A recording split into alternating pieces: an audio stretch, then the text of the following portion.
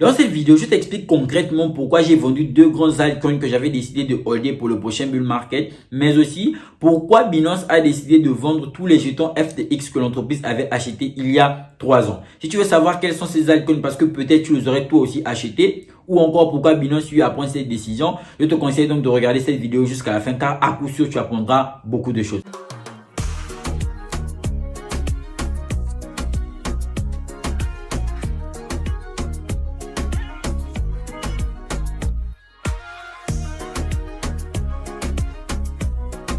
Bonjour à toutes et à tous, j'espère que vous allez bien. Bienvenue sur Crypto. Si tu es nouveau, sache qu'ici on parle de crypto-monnaie et de révolutions qu'apporte la blockchain dans le secteur économique. Si la thématique t'intéresse, je t'invite à bien vouloir t'abonner, surtout ça, en activant la cloche de notification pour ne rater aucune prochaine vidéo. Si tu veux approfondir tes connaissances en crypto-monnaie, je te propose la formation Biz Crypto. Il te suffit de cliquer sur le lien en barre de description pour avoir toutes les modalités d'acquisition.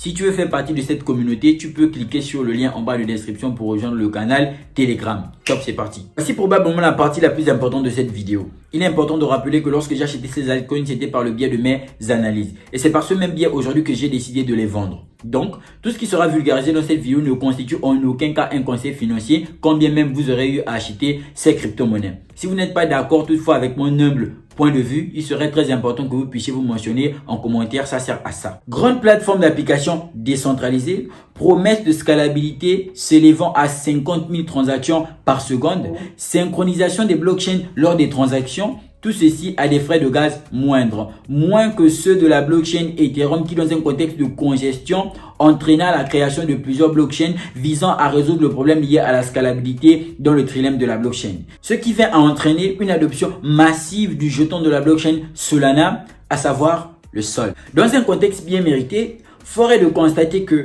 passer outre le fait que ce soit l'équipe Solana qui détienne la plus grande majorité de jetons n'était pas une action compliquée en ce qui concerne sa tokenomique. Dépit de sa rapidité, avec un peu de recul, la blockchain Solana pourrait être critiquée à plusieurs niveaux, majoritairement sur le plan technologique, vu que depuis le début d'année, la blockchain eut plusieurs hacks s'élevant précisément à 6 hacks, se soldant par une fuite de capitaux s'élevant à plusieurs millions de dollars. Attaché au fait que la blockchain eut besoin d'être redémarrée à plusieurs niveaux sur une décision concomitante par les validateurs, ça montre tout simplement ce caractère de vulnérabilité qu'a aujourd'hui la blockchain Solana, qui bien évidemment eut besoin de changer sa page d'accueil. Si avant c'était Solana décentralisé et inarrêtable, aujourd'hui c'est Solana décentralisé et sécurisé. Tout de suite, on pourrait rebondir sur le trilemme de la blockchain, la décentralisation, la sécurité et la scalabilité. Où serait donc l'importance pour des utilisateurs d'avoir 50 000 transactions par seconde si au final, ces transactions ne sont pas sécurisées, mais aussi si les décisions prises sur la blockchain ne sont pas décentralisées, mais plutôt centralisées de par le mode de fonctionnement de Solana. Abordons le point lié à la faisabilité des 50 000 transactions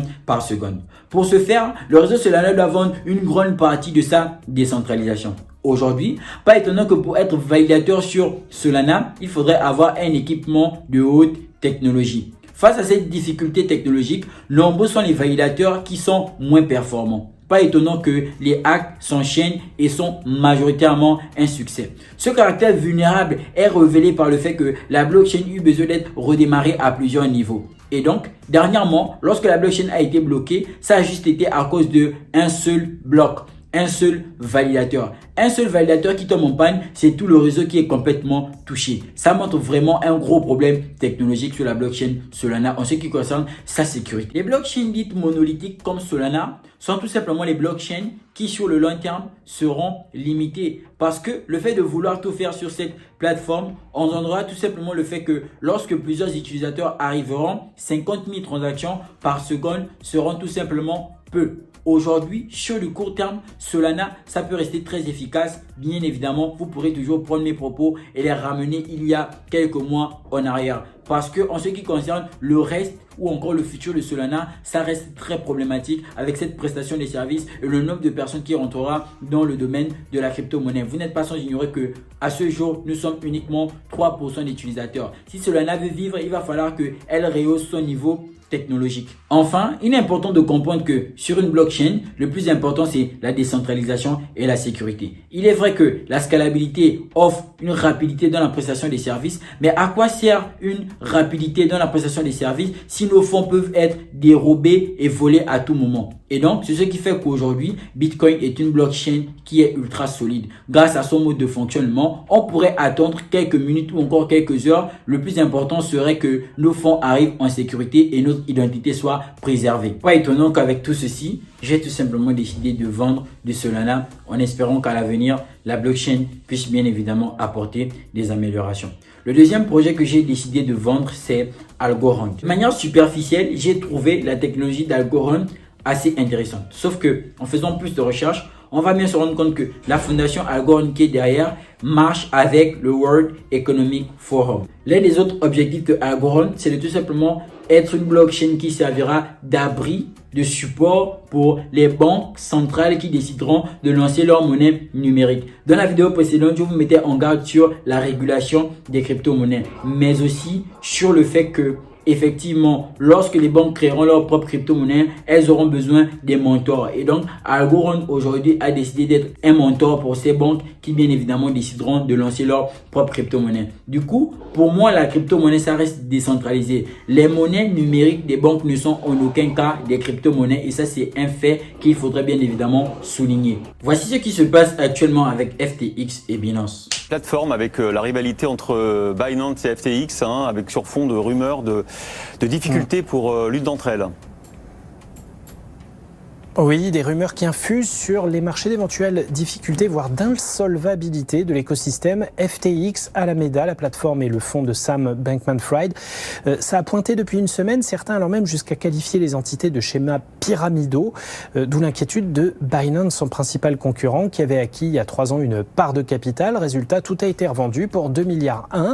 Évidemment, comme cet investissement s'est fait en plus compliqué, Binance a annoncé qu'ils allaient liquider ces derniers jetons par précaution, car c'est d'eux que proviennent les inquiétudes. Les observateurs estiment que tout repose sur ces fameux jetons FTT qui constituent le principal trésor de guerre d'FTX. Si tout le monde se met à les retirer en même temps, le groupe risque une catastrophe, car personne n'est capable de déterminer quel est leur véritable poids monétaire. Le fonds Alameda se veut rassurant, assure que le groupe repose sur des actifs solides et tangibles, autres que ces jetons, et propose même d'en racheter certains. Mais il est clair qu'il y a là une véritable crise de confiance qui semble s'installer et qui va obliger Sam Bankman-Fried à réagir. À ce niveau, on comprend tout de suite qu'il n'est pas question de uniquement acheter une crypto-monnaie et dire que je fais confiance et je passe à autre chose. Aujourd'hui, Binance décide de vendre ses jetons qu'elle avait achetés chez FTX. C'est important de comprendre que lorsqu'on investit dans un projet, il est important préalablement de comprendre que le marketing peut être très attractif. Lorsque le marketing est très attractif, nombreuses sont les personnes qui vont rentrer dans le projet.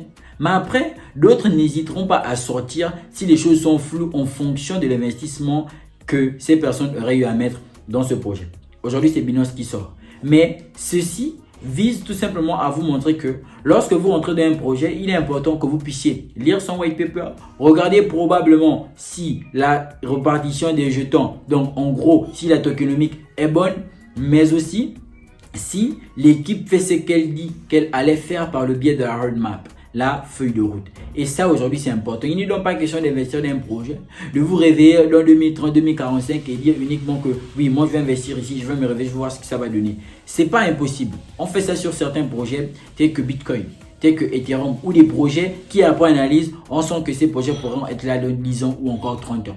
Ça, c'est possible. Mais sur les projets qui viennent de naître, qui sont en plus de ça majoritairement centralisés, il faudrait vraiment être frileux sur le sujet. Voici ce que nous apprend de manière globale cette vidéo. Il est important que même lorsqu'on a investi dans une crypto-monnaie, dans un projet dans lequel on a confiance, on doit toujours regarder les informations dans le but de sortir du projet si tout se passerait tout simplement mal. C'est ce qui serait très important aujourd'hui. Je sais que nombreux sont les personnes qui investissent et espèrent se réveiller uniquement en 2025, mais ce n'est pas uniquement la stratégie que je vous conseille, surtout si le projet il est assez jeune et il n'a pas de fondamentaux qui seront assez solides. Et donc, J'espère vraiment que cette vidéo a été très enrichissante. N'oubliez surtout pas de faire les gestes qui feront en sorte que cette chaîne puisse prendre de l'ampleur. Likez, commentez et partagez. On se retrouve très bientôt dans une nouvelle prochaine vidéo. Bienvenue sur Willis Crypto. Peace out.